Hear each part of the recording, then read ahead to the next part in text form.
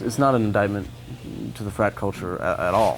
For me, at least, this is a film that's way more about brotherhood. You know, our actual blood brotherhood and masculinity as a concept and as a conversation, and you know that journey and understanding that there's a lot of layers to this and a lot of ways to see the world. And if this film can help people kind of open their eyes in that way, then I think we're doing our job.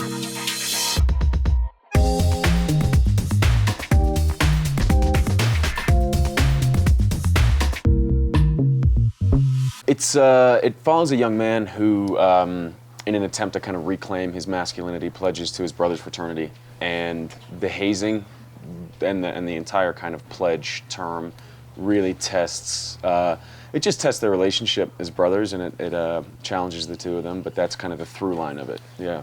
Yeah, I mean, I think it's incredibly important when approaching a character like this and like all characters in this film, to not judge the character and to just be as free as possible when approaching the process and how you're going to go about telling the story.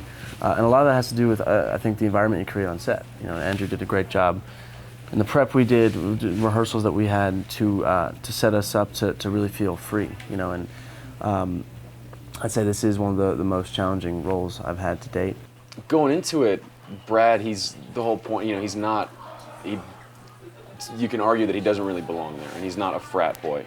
So I tried to kind of verse myself with the culture of it, but I didn't want to get too. I wasn't playing one of the frat brothers. I wasn't playing, you know, a pledge master. So I didn't feel that was something I necessarily needed to not know about, but needed to really kind of dig into. But I mean, Brad's book itself is a real. That was like an amazing resource for all of us, I think, going into it. Awesome. Both of these guys are so gentle.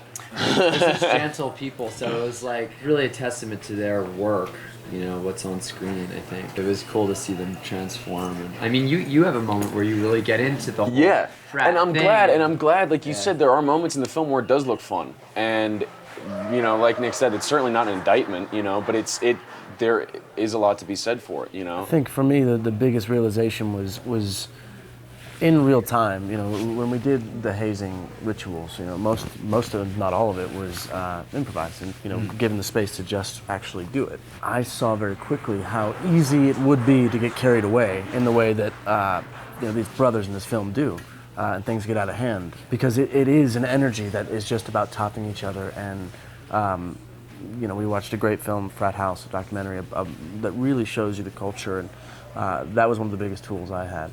I also had a really bizarre night in Bowling Green, Ohio as research, which was That's great. What happened?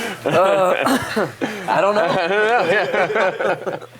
know. Yeah, we all went out to actually a pretty big frat bar in Cincinnati with all the brothers, actually some of the guys who were locally cast. We hung out with everybody and tried to get everyone, really we tried to kind of create what's called an art frat. That was the movie, right? There actually really was that feeling on set. It felt very like brothers in arms kind of things with you know, motivated towards making you know, an interesting film.